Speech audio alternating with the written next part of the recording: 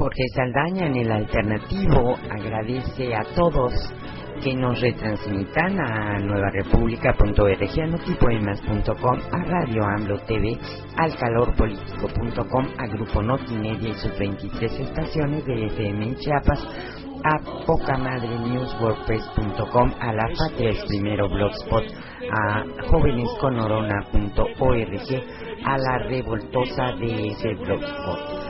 Más allá de nuestras fronteras, agradecemos también a la Radio del Sur, a el 92.5 FM de Táchira, Radio Daniel Vinietti en Venezuela, en Uruguay al 105.3 FM en Montevideo, a Radio Amanecer en el 92.7 FM en Artigas, a Radio FM en Ecuador, a Radio Supercal, Carrusel, La Prensa y El Telégrafo en Tegucigalpa, Honduras. Agradecemos a Radio Guacho en el 1015 AM y en España, en Palma de Mallorca, Radio Contrafarsa. La vida está horrorosa, el agua está lodosa y ahora puedo perder mi...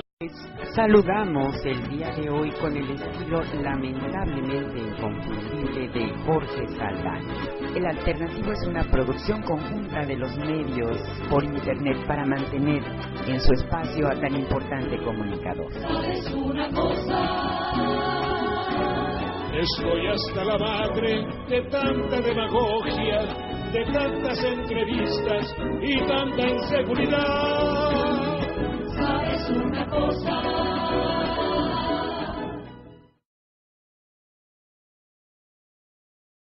Sí. Ahí si querés, ¿no? Empezamos con la experiencia de Brasil. Esto es de recuerdo. Con la comida. Con la comida de Brasil. ¿Qué pasó en Brasil? Bueno,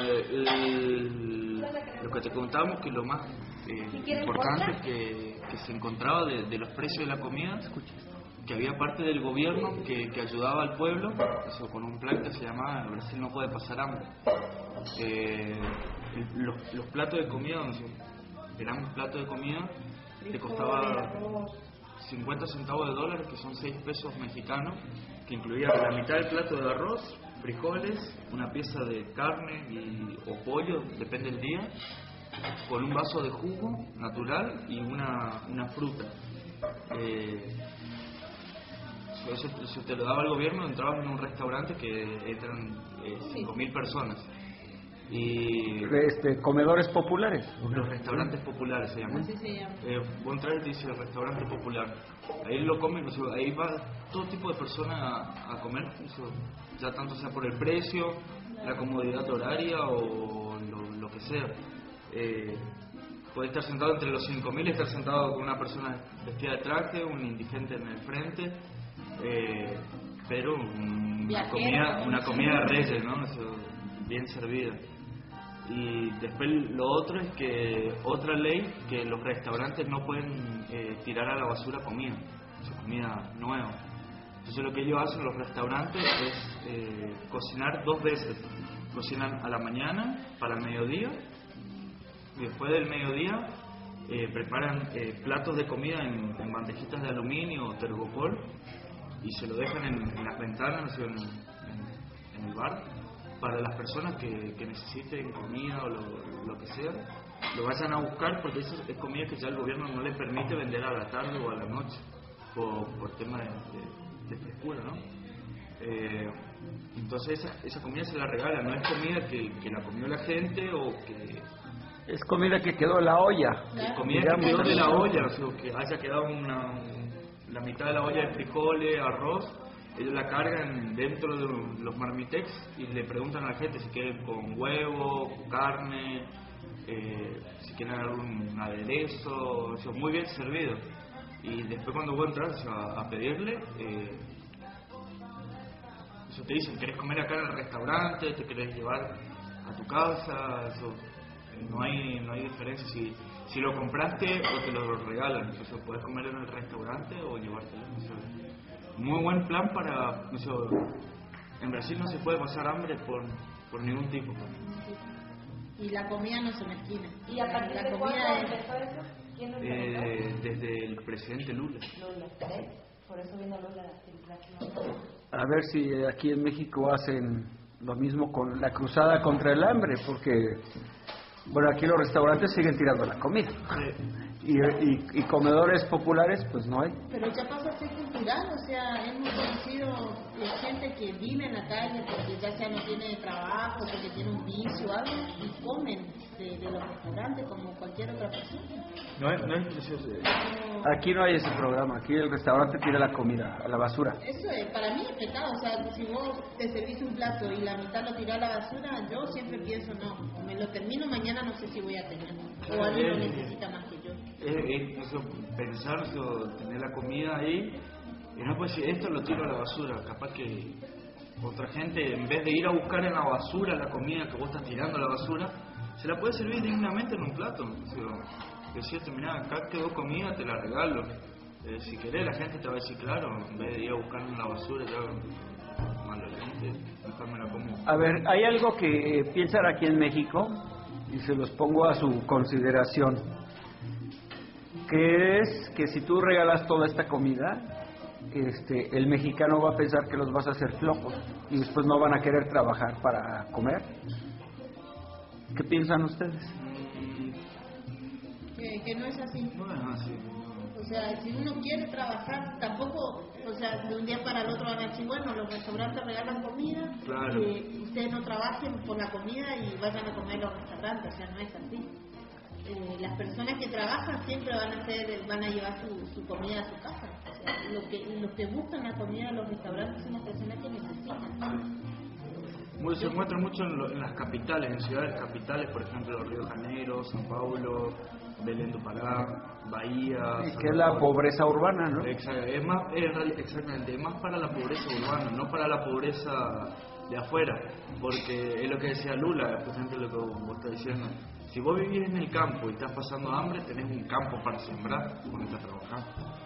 Eso es lo que era la política de él, pero dentro de la ciudad sí hay hay mucha gente que dentro de la ciudad son 40 millones de personas y sí hay mucha gente pobre viviendo dentro de la ciudad.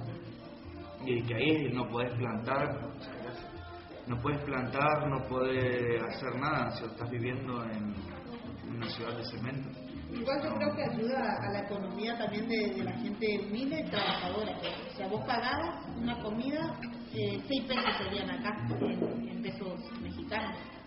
Y es un plato de comida abundante, en vez de vos comprar o vos gastar en tu comida diaria del trabajo que necesitas comer, vas y gastas ese dinero. Y con ese dinero otra vez vuelven a comprar más comidas, o sea, es algo que se reabastece solo. Y otra cosa que no lo paga el gobierno. No lo paga el gobierno. O sea, el gobierno es quien lo administra. Pero el que lo paga es empresas, por ejemplo, por decírtelo así, Shell, empresas extranjeras que vienen a Brasil, por ejemplo, a traer quien vende arroz. De otro lado, bueno, tanto de arroz se va a destinar a esto. Son como donaciones, Eso lo van y como patrocinadores que organizan eso, ¿no? Por ejemplo, te voy a decir Unilever, distintas marcas que dicen, bueno, yo quiero tener algo en tu país, pero tenés que hacer un aporte social, como dijo Lula, haces un aporte social y ese dinero que desde el aporte social se van destinado un impuesto social. Exacto, un impuesto social que va destinado a estos restaurantes populares. Yo digo, son excelentes, ¿no? Como viajero, todos los viajeros que hemos cruzado por Brasil, todos nos hemos ido tarde o temprano a comer al restaurante popular. Muy bueno.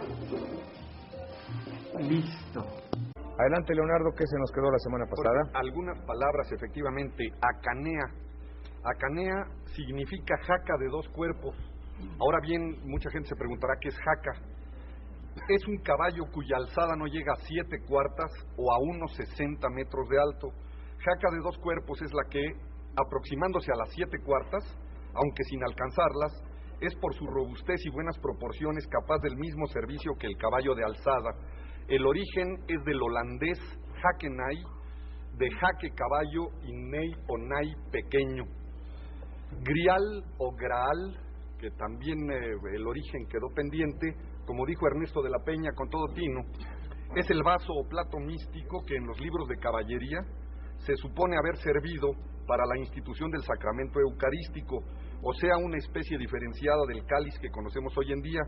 Procede del bajo latín gradalis, a su vez del alto latín cráter, que significa vaso o copa grande, y a su vez del griego crátera, con idéntico significado. Albarda, se habló de albarda sobre aparejo y surgió la duda.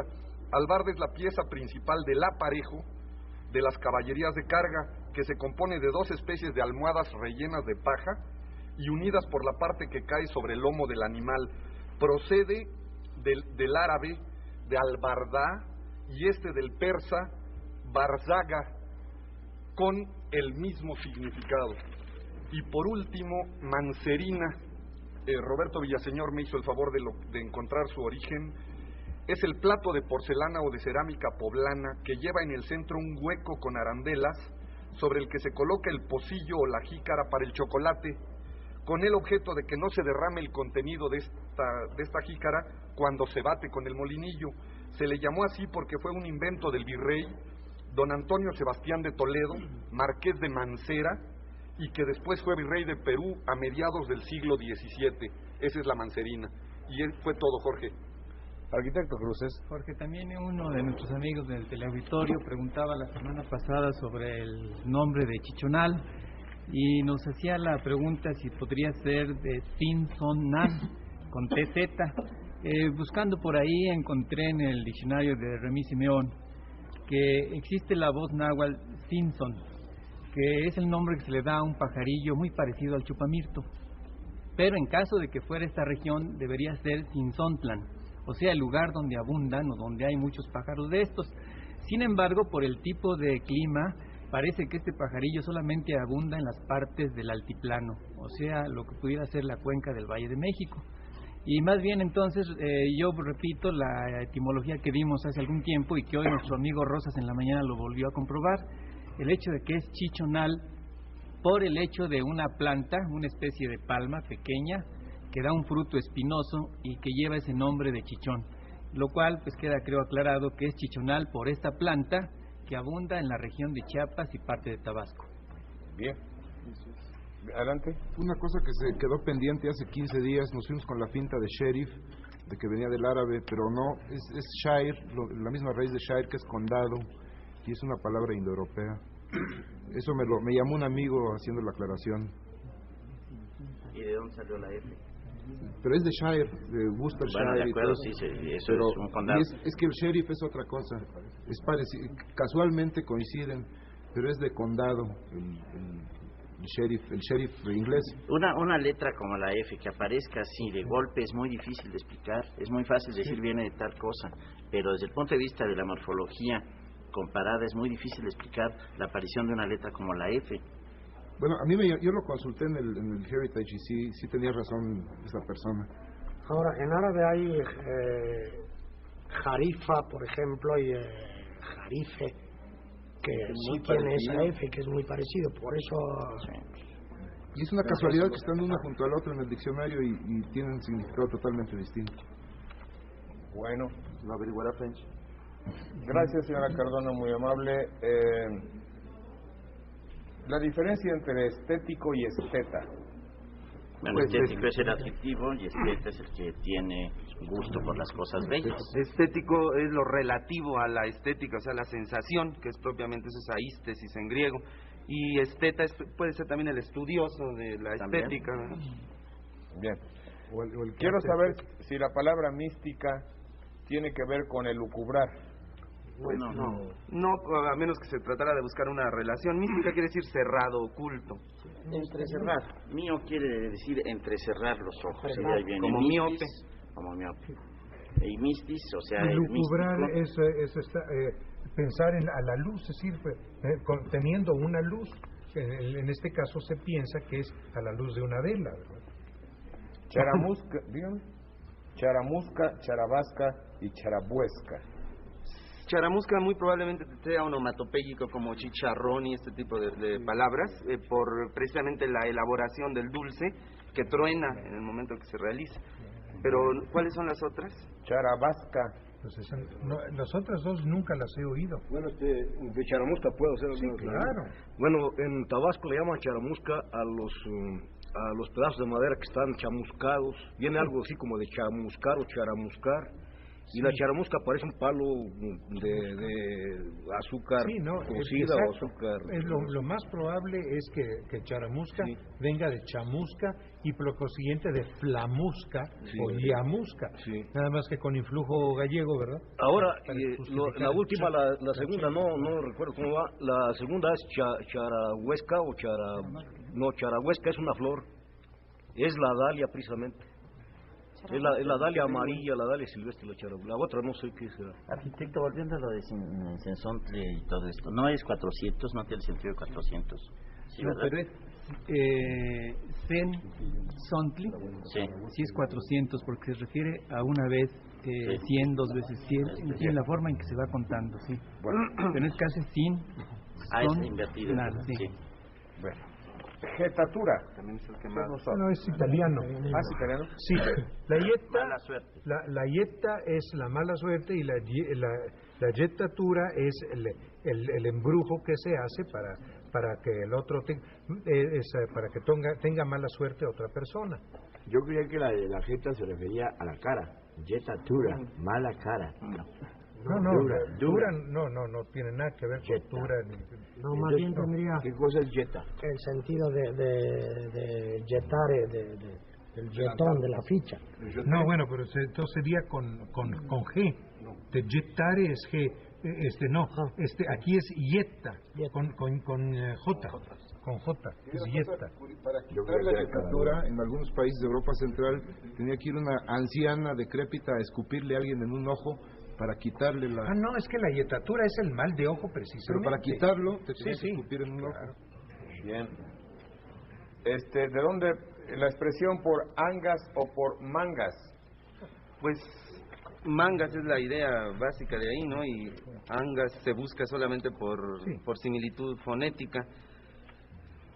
Ahora por mangas debe ser un juego fonético nada más. Sí, claro. Porque a veces también se dice por angas, mangas o tangas, hasta le añaden otra. Yo quiero insistir, Jorge, en que yeta tiene alguna connotación de cara, porque pasó a España como italianismo y luego de muchos versos en donde hablan de la jeta con J como cara, como sinónimo de cara. ¿Sí? Por eso insistí en que yetatura puede ser una cosa de cara. Pues si hay mal de ojo y todo esto, muy probablemente. Pero Pancho, es que no tiene nada que ver la palabra jetatura con cara, sino es como dice Arrigo Cohen, es una maldición, es una mala suerte. Podría ser. Eso es semántica, pero estoy diciendo etimológicamente. No, pero semánticamente cara equivale a ojo. Claro. Por ejemplo, visage. Seguramente. Semánticamente es lo mismo. Sí, y por eso hablaba del escupitajo en el ojo. Puede ser. Puede ser. Los versos a que yo me refiero son aquellos que ustedes conocen.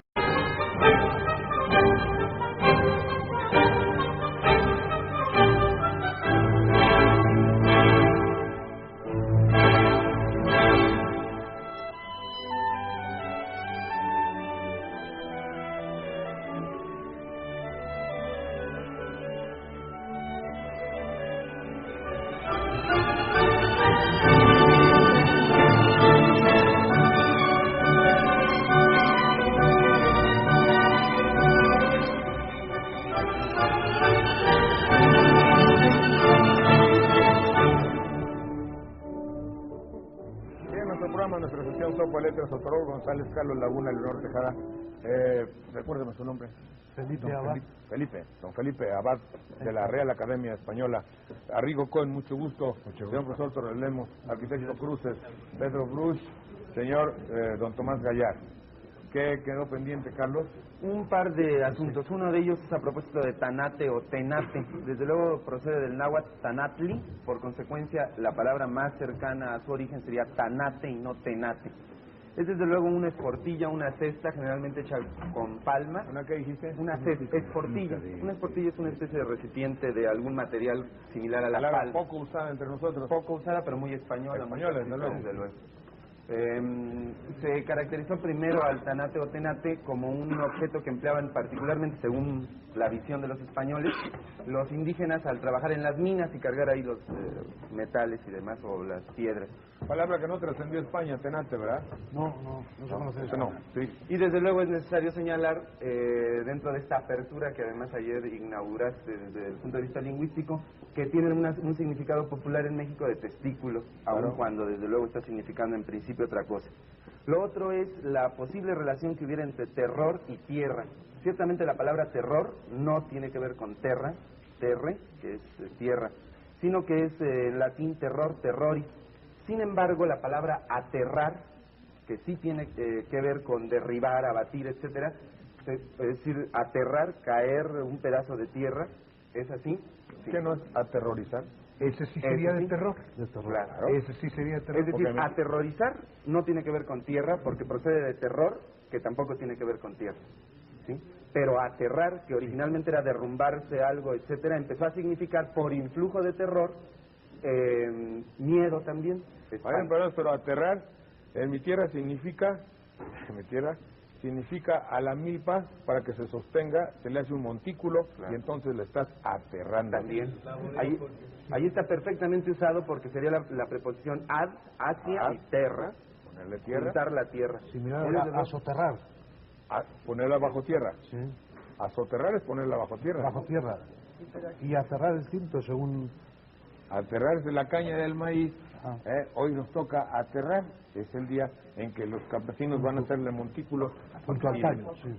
Esa acción, los campesinos de Guatemala y le llaman calzar la milpa.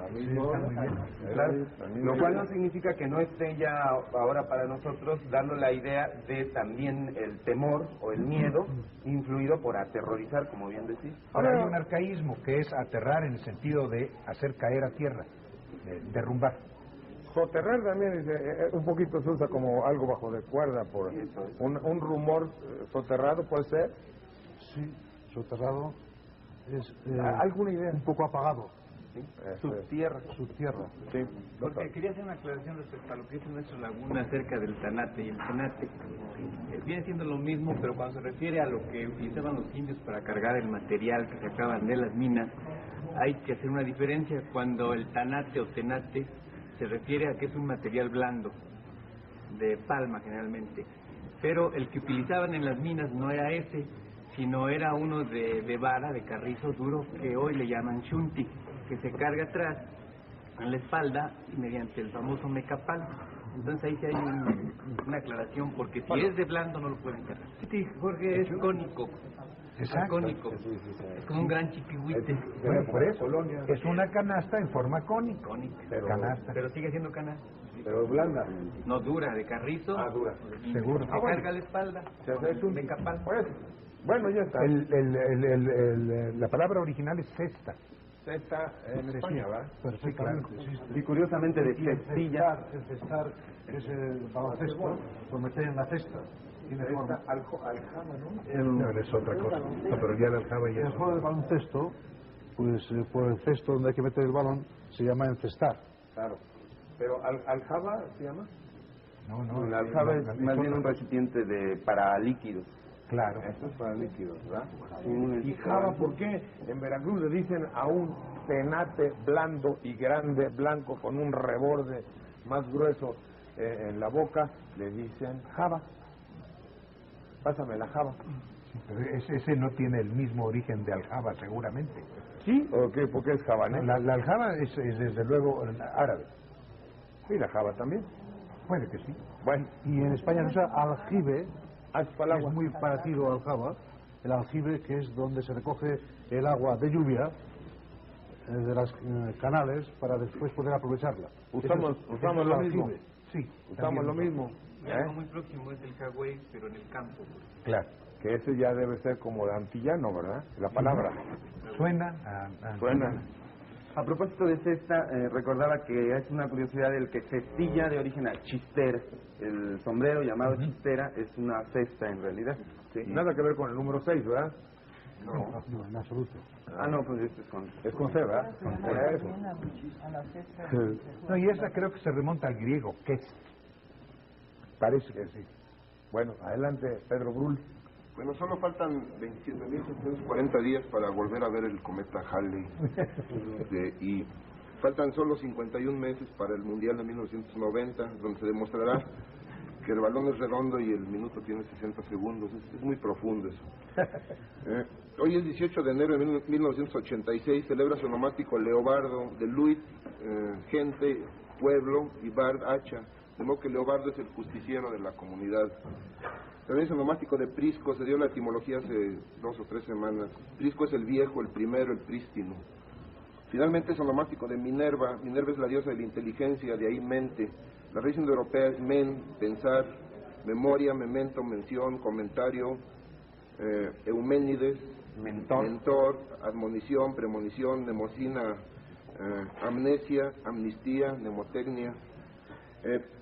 Parece que se le fue un error de imprenta al Heritage porque señala que mandarín es de ese grupo, pero yo creo que no. Mandarín es una palabra portuguesa y viene de man, hombre, pero sí llegaron los portugueses a China, al oriente, diciendo son los mandarines los que mandan. La palabra no es oriental. Ahora, esta es la sandalia en la rigidez de los plásticos. Meditaba Mumón acerca de la alta peligrosidad que existe en la vía presocrática mientras leía un manual de homeopatía de urgencia. En eso llegó sin aliento su discípulo favorito, número 44.986, quien al verlo exclamó: maestro, ¿es verdad que los gatos radioactivos tienen 14 vidas medias? ¿Qué cuenta más, una maestría en salud pública o una maestría en salud privada? ¿Es verdad que ya se está fabricando una bebida baja en calorías llamado el pequeño Marnier?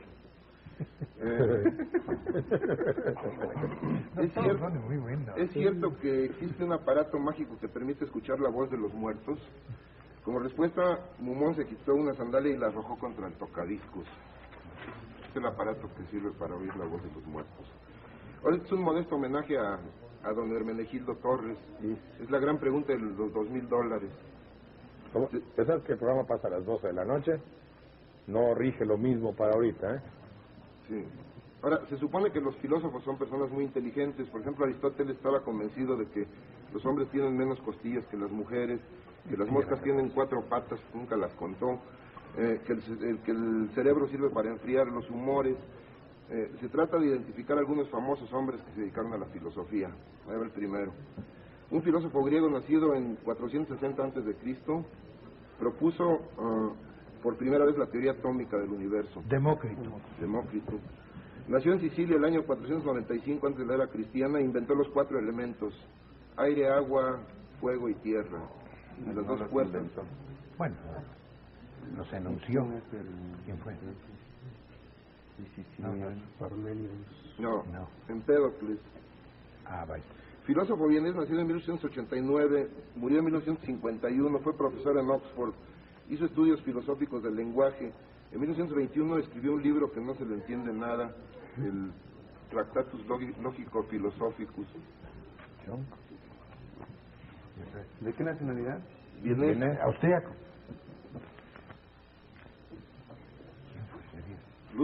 Wittgenstein.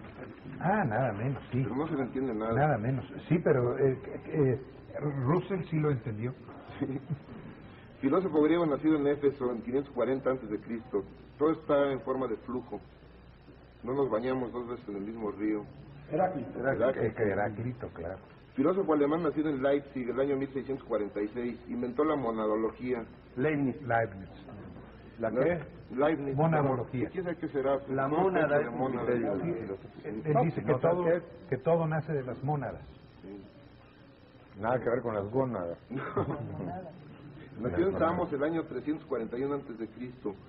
El placer es lo único bueno y el fin de toda moralidad. Epicuro. ¿Es epicuro o epicúreo? No, epicúreo es el adjetivo. Que vive como. Sí. O que sigue la doctrina. Este es el padre del existencialismo, nació el año 1813 en Copenhague. Kierkegaard. Nació el año 640, es de la escuela jónica. Lanzó la teoría hídrica del universo, si es que todo es de agua. También fue creador de la física, la geometría y la astronomía. Es uno de los 7 sabios de Grecia. ¿No es Pitágoras? No, uno de los Tales. Tales, sí, claro. Sí. Un obispo anglicano nacido en Irlanda el año 1685 hacía cosas muy extrañas con el chapopote, se lo daba de comer a los niños. Decía, todas las cualidades del mundo están en la mente. Escribió el tratado concerniente a los principios del conocimiento humano. ¿Cuándo nació? 1685 y murió en 1753. Tomás Moro. Jorge. George, ¿qué? No, Berkeley. Ah. Finalmente nació en Francia el año 1596, murió en 1650, inventó la duda sistemática. Descartes. Ahora, la frase de la semana se la paso a la computadora. Cartesio. Cartesiano. Apriétale abajo. Es la frase de la semana. Enciéndelo. Apriétale más. Ahí está ya. Otra vez. Apriétale otra vez. Ok. ¿Es lógico? Quita el dedo. Eso es. ¿Cómo dice? No se ve. Ahí está ya. Está bien.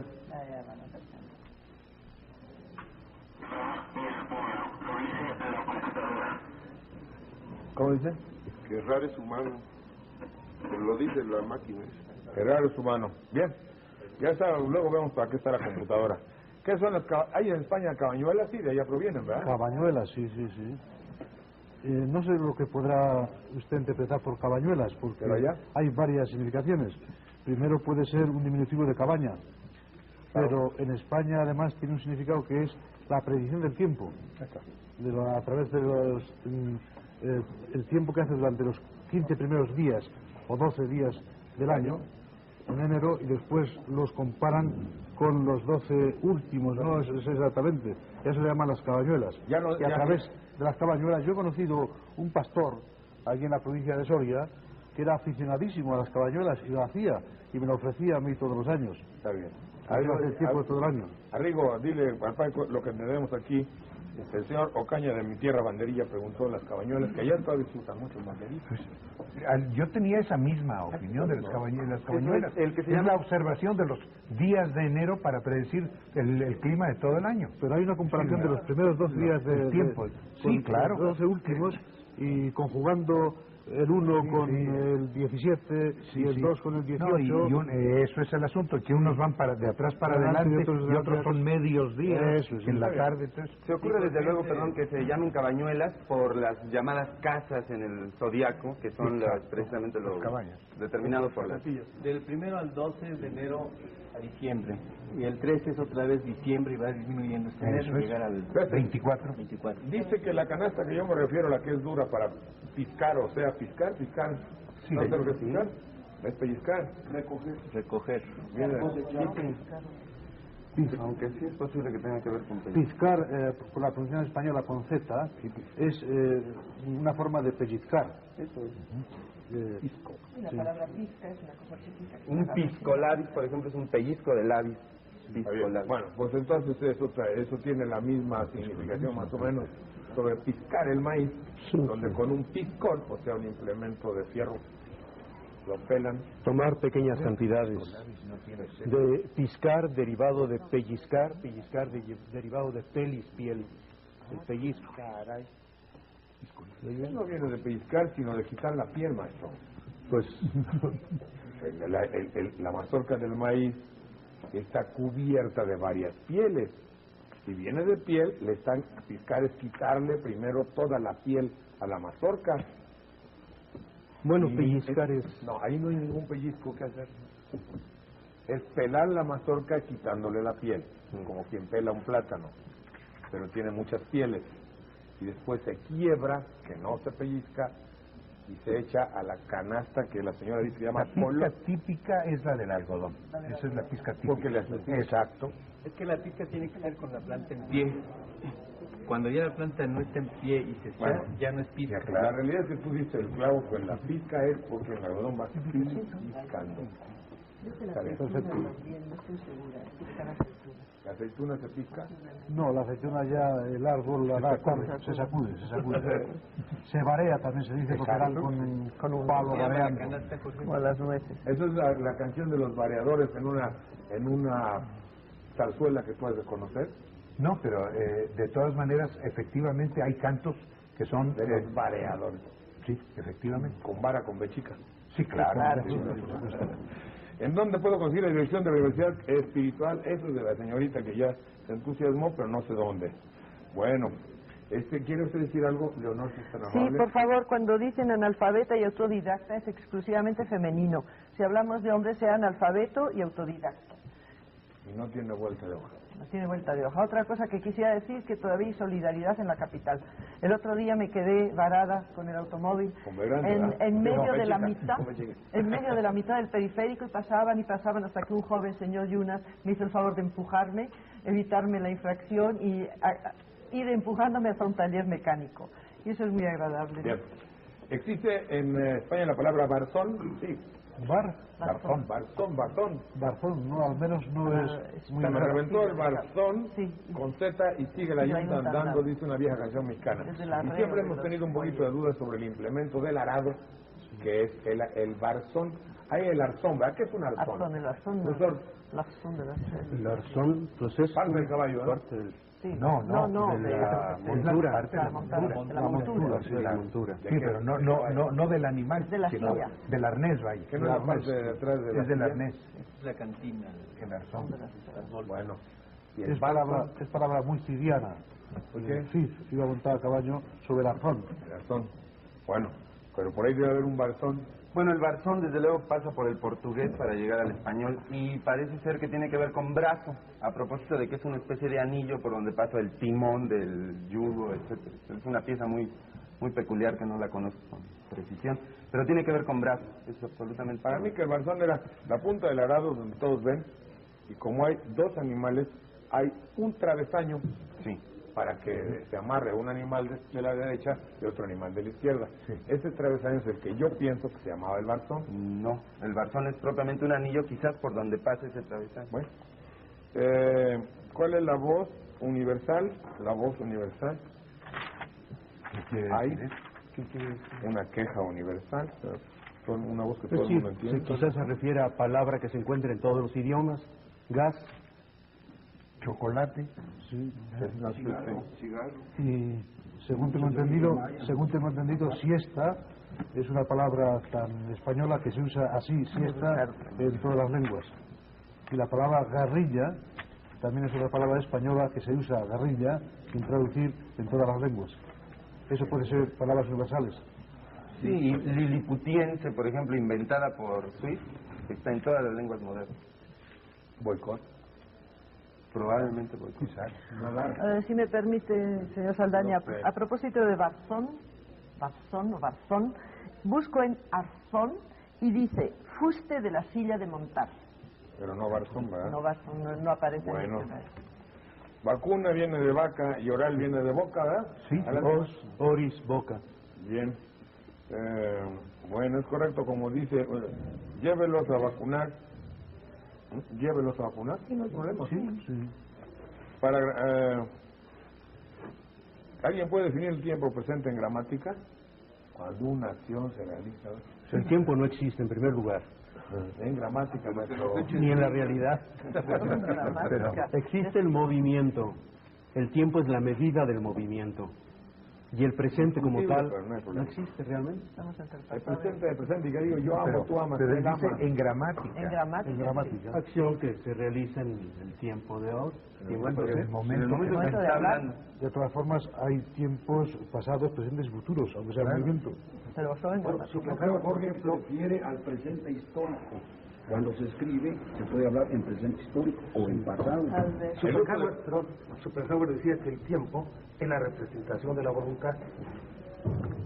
Que también está. Es la tesis de Schopenhauer a propósito de la voluntad. El uso del presente histórico, estamos pervirtiendo el uso del presente histórico, y eso es un hecho, ¿verdad? Abusando de él. Abusando del presente histórico. ¿Usted nos puede decir con el concepto de la Real Academia, si se puede, si no, pues como por más por usted mismo, don Felipe, qué es el presente histórico? Y ponernos un ejemplo de él. Pues yo estoy actuando en televisión No, este es el presente. Presente. El presente histórico, yo lo que creo que quieren decir es cuando estamos relatando una acción y de repente ayer sucedió tal cosa y llego y me dice, y entonces, porque entonces da mayor vitalidad a la expresión. Por ejemplo, eso está bien, pero ¿cuándo debemos usarlo? En el periódico de ayer, por ejemplo, hay un delincuente nuestro, no el único, pero uno de los que tenemos, está en la cárcel, hubo un escándalo. Dice, llegan los custodios, entran a la celda del delincuente, el delincuente los conmina a salirse, los custodios arremeten contra él, lo hieren, llega el llega el cuidador de la cárcel, llega la policía, dice el delincuente que lo robaron y que lo asaltaron, los custodios... Es un matiz temporal que se asumió primero en la literatura, precisamente para hacer presente un hecho que de alguna manera es ficticio. Pero con cierta magnitud, yo creo que el presente... Desde luego se habla de los grandes héroes, llegó Napoleón y dijo, etcétera. Claro, esto es como si fuera una cita implícita. Y entonces al hacer una cita, pues se actualiza. Cristóbal Colón llega a América. Claro, pero hay una dimensión, ¿no? Sí, claro. Es una dimensión, eso es un presente, es como si fuera una cita implícita. Sí. Llega y es recibido bien o mal, o se hace una narración en presente, aunque sea ya un pasado de 5 siglos. Pero porque el hecho es justamente histórico. Lo que pasa es que el periodismo lo ha asumido con la intención de también dar ese toque histórico y de grandeza, aunque no tenga la nota. No, y la televisión, cualquier meque 13, ¿se entiende? Bueno, dice, señorita, hice un disco. Dice, bueno, ¿y usted de dónde graba? ¿Qué canciones incluye? ¿Cuándo graba este disco que tiene 5 años? ¿Dónde lo hace? Dándole una dimensión histórica a algo que es una mamarrachada. No, la dimensión histórica está, por ejemplo, Nebrija escribe su diccionario y su gramática precisamente cuando España conquista América. Eso es un presente histórico. Claro, porque el hecho es histórico. Sí. Y en esto, como en todas las cosas, hay el uso y el abuso. Eso es. Y existe el abuso mucho actualmente en los periódicos de cosas que no son históricas, que son recientísimas. Claro. En España, por ejemplo, no sé si la palabra sea abusar, pero ha caído muy en moda el hecho de traducir del francés face a, de cara a.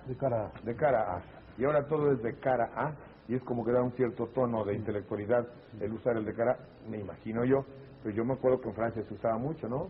Sí. Face a cet événement, ¿cómo ¿Y face a face? Bueno, face a face es lo normal, pero De Gaulle, frente a los acontecimientos de Argelia, face a. Face aux événements, sí. Es cara a, ¿verdad? Fíjate que lo que acabas de decir es el origen de la palabra acera, porque antes de ser acera era facera, o sea, lo que está enfrente de sí, no es cara. no. Bueno, no, claro, también la faz tiene que ver, pero y también la palabra acerico también, porque era facerico. Son matices que tiene la evolución de una raíz. Faz, bueno, entonces faz no viene de cara. Sí, solo que cara empieza a significar lo que está enfrente, así como frente es nada más esta parte, pero después el frontispicio de algo es lo que da la cara, lo que está hacia el frente, adelante. Y lo que está enfrente también está en faz, precisamente. ¿Esta es una facera en español antiguo? No, la facera es lo que está al frente a la faz. Ya, lo frontano. Lo frontero. Sí, lo frontero. Lo frontero. Volvemos en un minuto, por favor.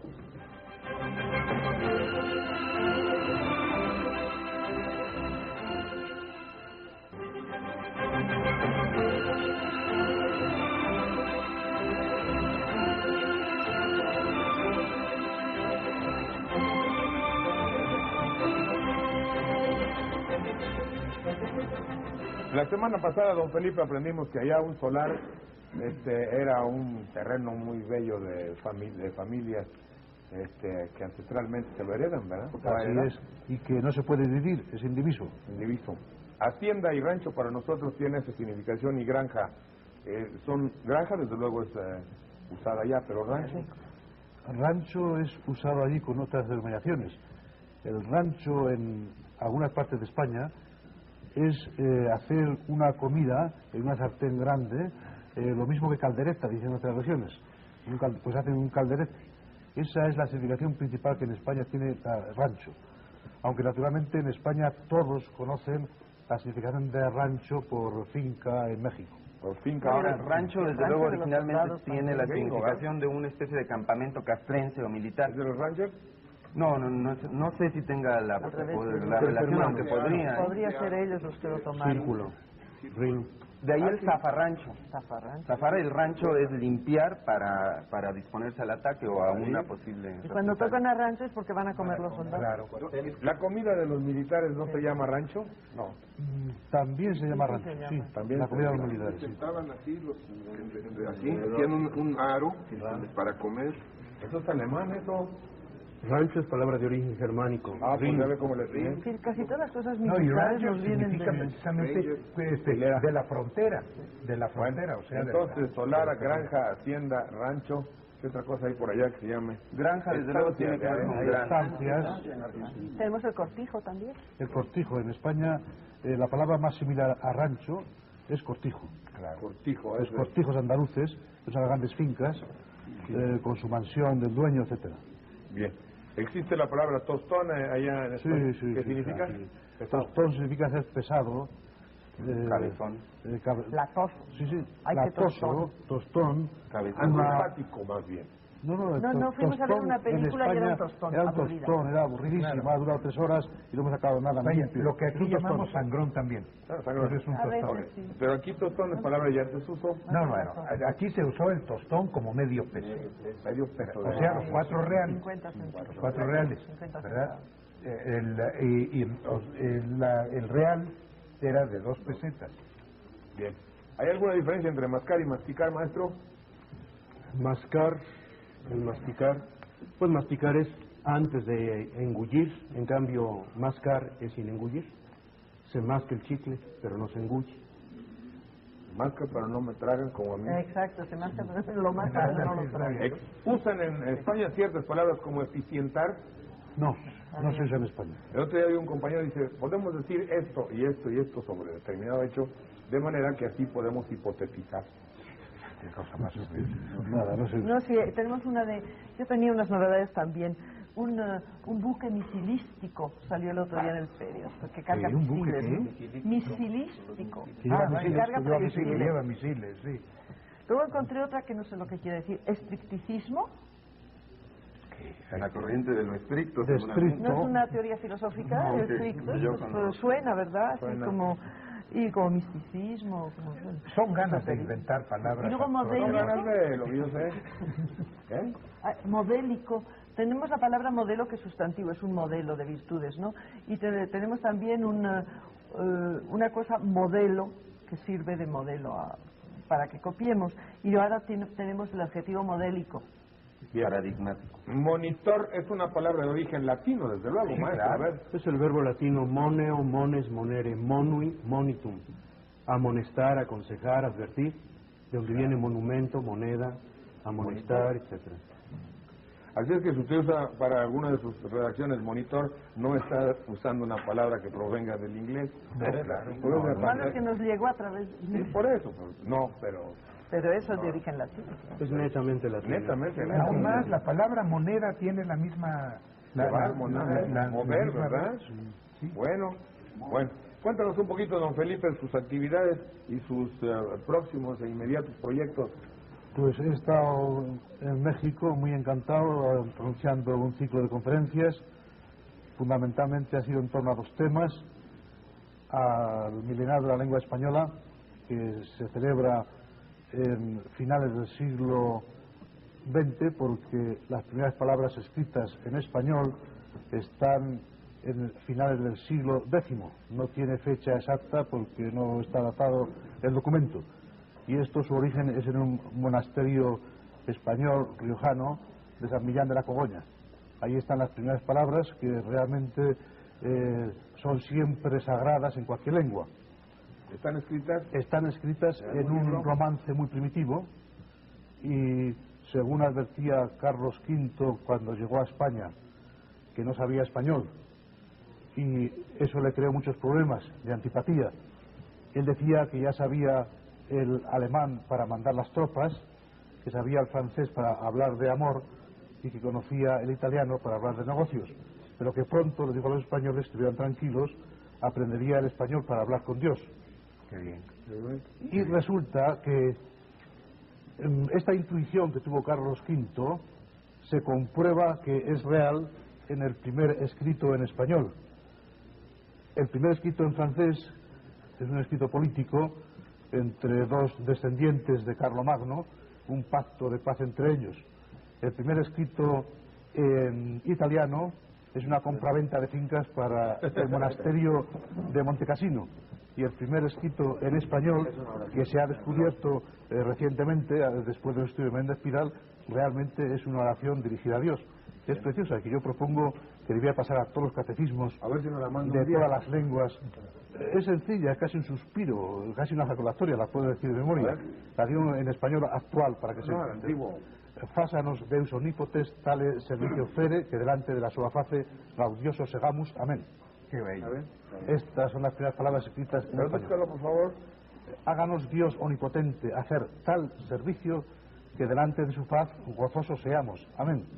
Y además yo creo que en germen, en semilla, está aquí el origen de toda la literatura ascética española, que es tan importante. Bien.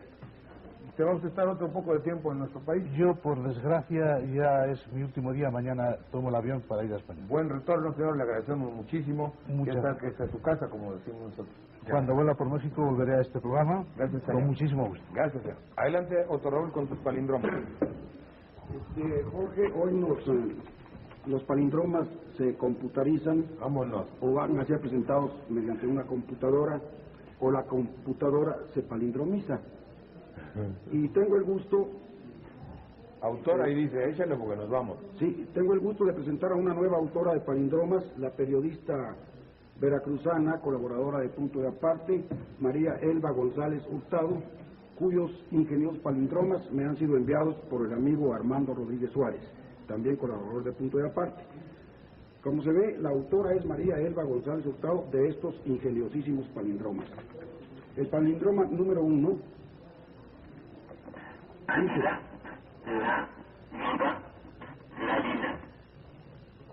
vamos a leerlos al revés, a presentarlos al revés. Anida. Síguele, pícale otra vez.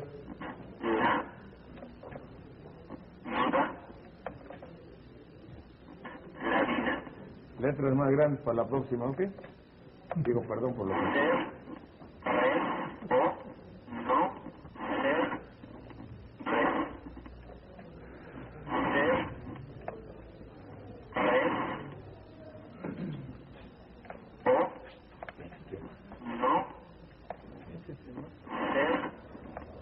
A ver, más cerca, ¿sí se puede tomar?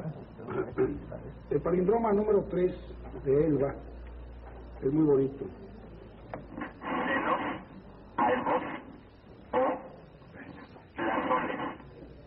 Qué bonito.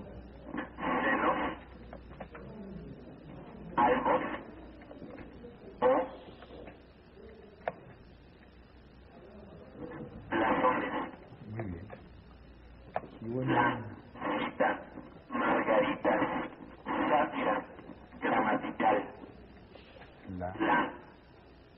Cita. Margarita, sátira, gramatical. Muy bien. Y finalmente, el número 5. Palos, Anita, aniñada, dañina, atina, solapa. Palos, Anita, aniñada, dañina, atina, solapa. Eso es todo. Muy bien, hombre, muchas gracias. María Elba González Rojas. A ver, diga, ¿de dónde proviene el aparato, maestro? Sí. ¿Eh? El aparato ha sido proporcionado gentilmente por el licenciado Alfredo González Acuña, cuya gentileza agradecemos. Gracias, licenciado, es muy amable, ¿eh? Aquí el nombre de 8 días porque esto está bien, ¿eh? Lo vamos a perfeccionar más. Fajina de último momento, ¿qué es una fajina? ¿Tiene de fajarse? No, de trabajo. La fajina es algo así como lo que nosotros en México sí, es faena, exactamente, es lo que nosotros llamamos talacha. Y en España se usa tocar a fajina, ¿sí? Es tocar a trompeta en el ejército para cuando tienen que ir todos a ocupar su puesto. Claro. 30 segundos, profesor, perdón. A su trabajo. Tocar fajina. También de las más antiguas manifestaciones literarias que recogieron los franciscanos. Dice del canto de primavera: Quetzali impostequi, intlacuiloli sean popolihui, xochiloncuetlahuia, isquizompa yahuisanonye ichen. Se rompe el plumaje de Quetzal, las pinturas se van deteriorando, las flores se marchitan, todo eso va a la casa del dador de la vida. Qué bello. Muy bonito. Esto también, Muy bonito.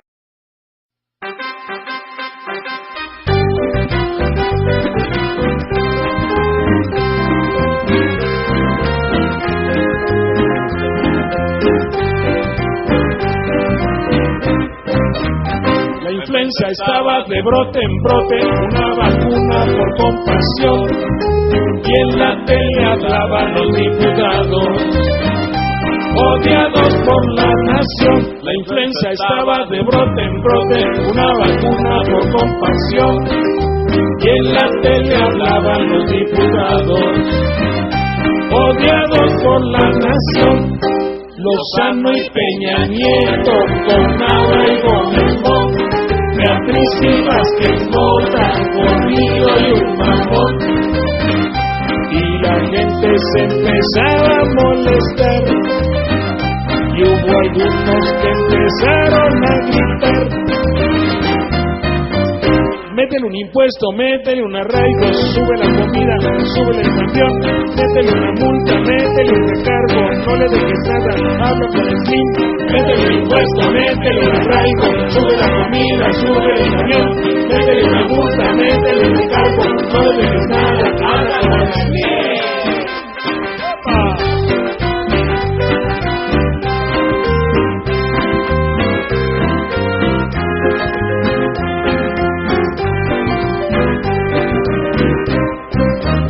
La influenza estaba de brote en brote, una vacuna por compasión, y en la tele hablaban los diputados, odiados por la nación. La influenza estaba de brote en brote, una vacuna por compasión, y en la tele hablaban los diputados, odiados por la nación. Lozano y Peña Nieto, con Nava y Gómez Moll, Beatriz y Vázquez Mota, Gordillo y un mamón. Y la gente se empezaba a molestar, y hubo algunos que empezaron a gritar: métele un impuesto, métele un arraigo, sube la comida, sube el camión, métele una multa, métele un recargo, no le dejes nada, habla con el Slim. Métele un impuesto, métele un arraigo, sube la comida, sube el camión, métele una multa, métele un recargo, no